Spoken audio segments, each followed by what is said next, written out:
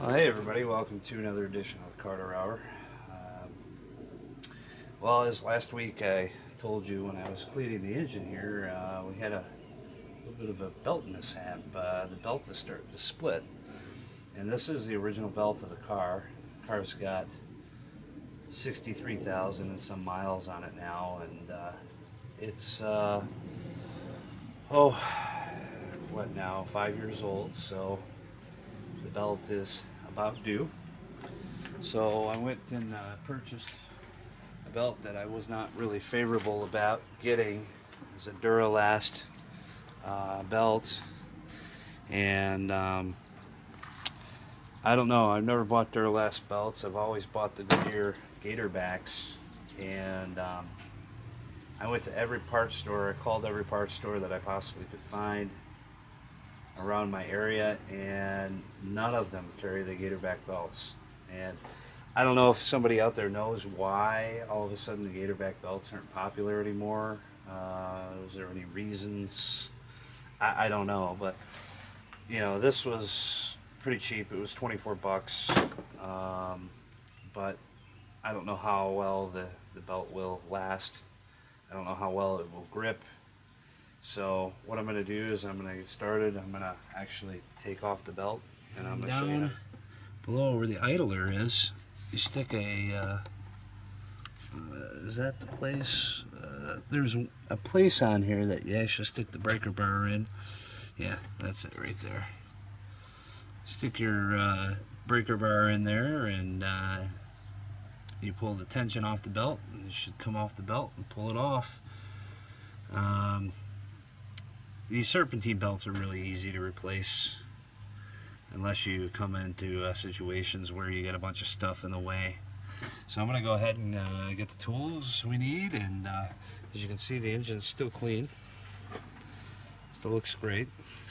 So just want to pull it out there a little bit, and we'll get started on that. So as I go ahead and proceed, I've got my breaker bar, and I think this is the size I need.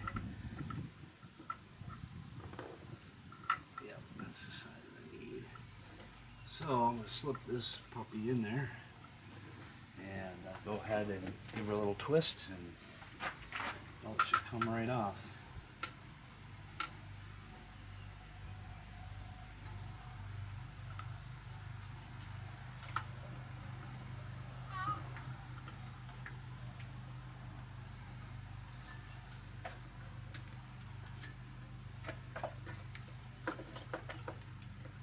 Simple as that. Now I'm going to show you guys where the split is on the belt. See, as you can see, that the belt is starting to split, and I'm sure it probably would have been fine, but I don't like to take those too lightly. So go ahead and get our new belt out, and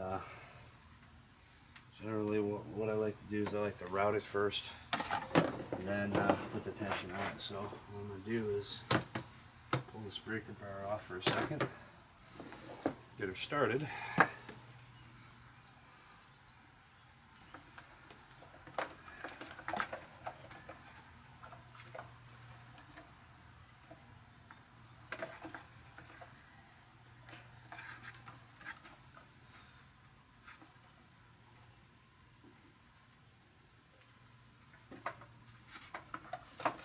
That's what's hard about these new belts. They seem to like to cooperate.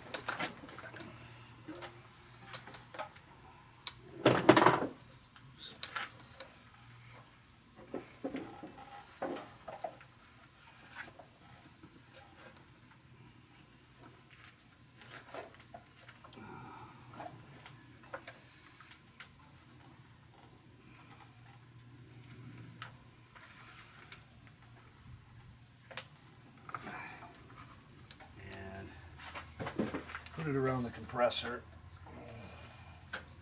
down here, because then it's easier just to reach the alternator and pull it up. So make sure you put it on the alternator pulley, the last part. So when you do the tension, you can just simply pull up on it. I'm going to go ahead and stick it on the tensioner here. Pop it on the alternator like that. So, and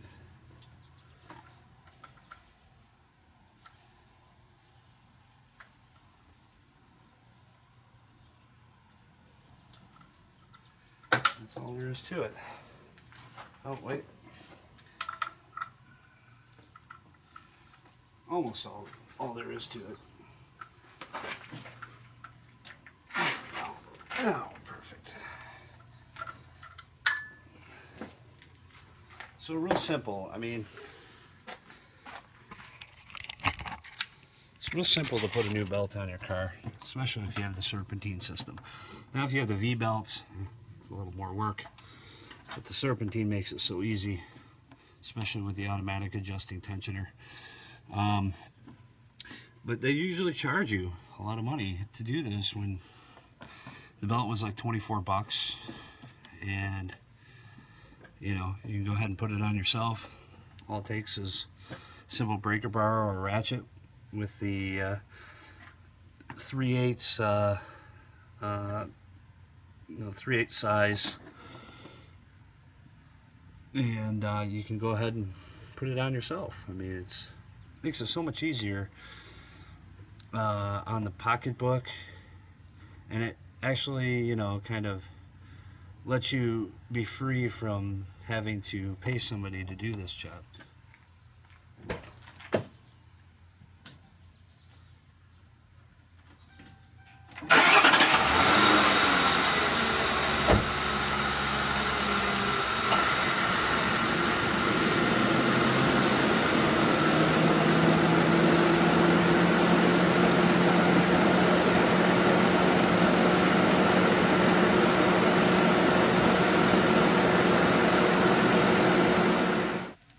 So that concludes the installation of the belt on the 2008 Mercury Grand Marquis. All the tools you'll need for this job.